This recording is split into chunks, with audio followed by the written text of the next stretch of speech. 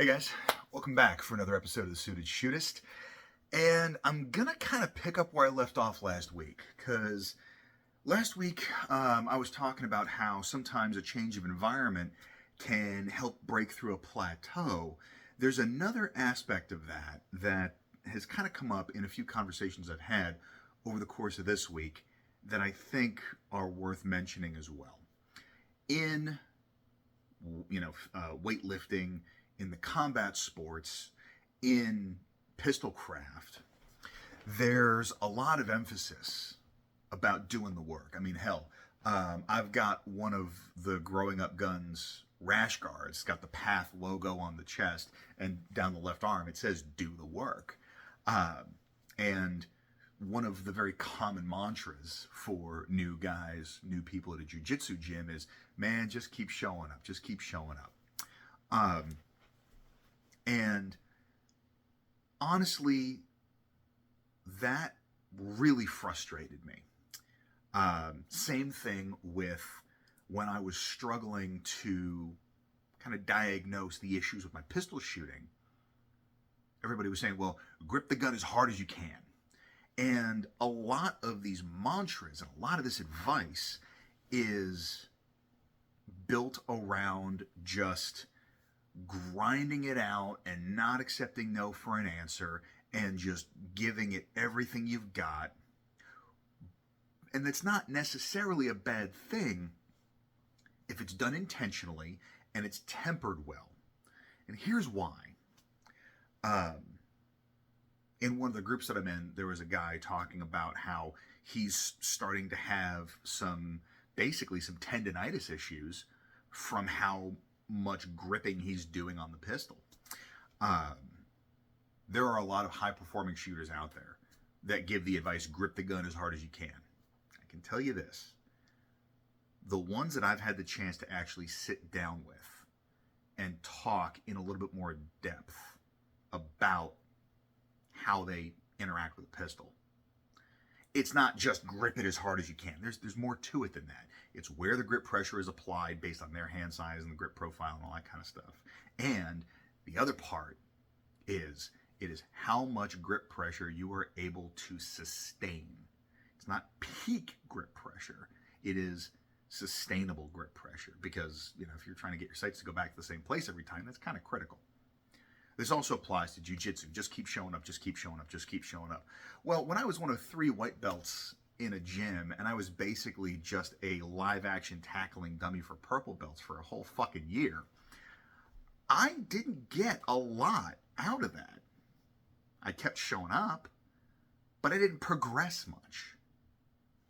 My new gym, where there's a larger crop of white belts and I'm able to roll with a more diverse crowd, not only am I still able to just show up, but there's a more tangible result for that effort. Now, yes, you could argue that it's because now I'm further down the path than I was previously, but given the 6-month hiatus, it was loosely a reset to some degree. So more is not always necessarily more. And the challenge is, especially given that defense craft at large typically tends to attract type A personalities. And, it's that whole Tim Taylor, well, if more is good, even more is better, the more power bit. Then the problem is that it can result in a lot of wasted effort. And that wasted effort will then turn into frustration at best and injury at worst. Again, when I did a combative seminar, and I basically had to make the drive home with my elbows because it hurt to grab the steering wheel. Because all I could think to do was grab on and hold on for dear life, because I didn't have the requisite technique. And so, it was like that third monkey clamoring to get on the ark. And so I think it's really important to talk about this, because whether it's intentional or not, there can be a certain smug superiority that comes from the folks that have achieved high levels of performance because they have put in that work to attain that level of ability. And like I said, whether it's intentional or not, there's the possibility for a little bit of gatekeeping where having to suffer at that level is a prerequisite to attaining that level of skill. And if someone tries to find a more efficient way to do it, then they're just being lazy. And then there's this resentment of, oh, well, they don't deserve to be here because they didn't put in the work that I did. I've never heard anybody express this. But human psychology being what it is, it's an educated guess. So, especially if you are performing at a high level, whether that is a high level on a national scale, whether that is a high level purely within your peer group, whatever. If you are performing at a high level, it is useful to help people troubleshoot and diagnose. And of course, this is a very delicate area because getting too technical with someone that's too early on is going to give them too much to focus on, and then they're not going to be able to focus on any one thing and make the necessary progress. But I can tell you that there were moments in my training progression personally, both on the mats and on the range, even professionally, where I finally heard something articulated in a certain way, and I just went, son of a bitch, why didn't somebody tell me that a year ago? And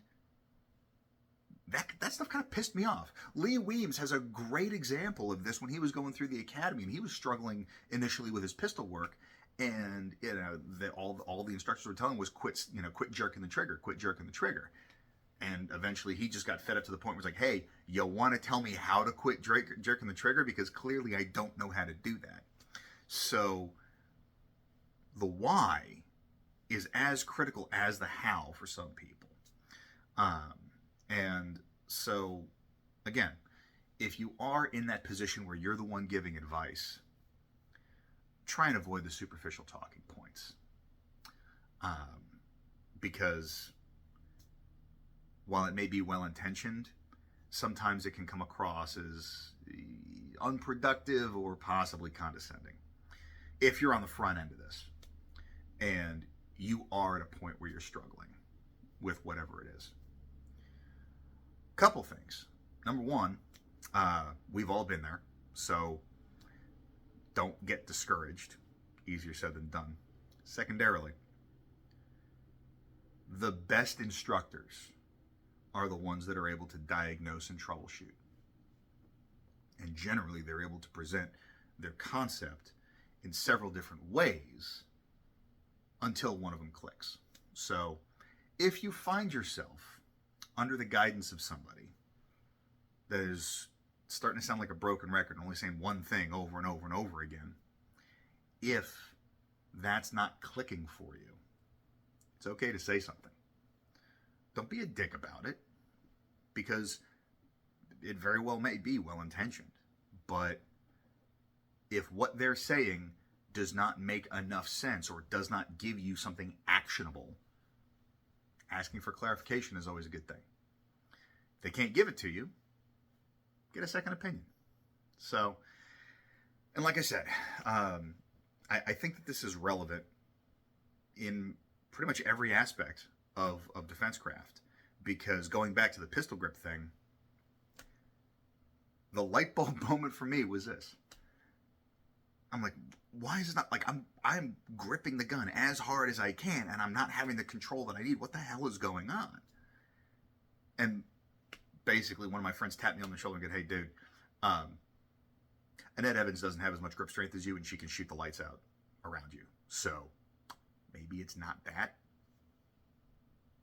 And that's not a dig on Annette. She's a friend of mine. I love her dearly. She can still whip my ass with a pistol or without one. So believe me, I'm not throwing any shade her way. But it drives the point home that if she is able to perform better than me, and I'm twice her size, then clearly that's the strength ain't the problem. So understand that in all things, strength helps support and sustain technique, but the technique is what's going to get you to that next level.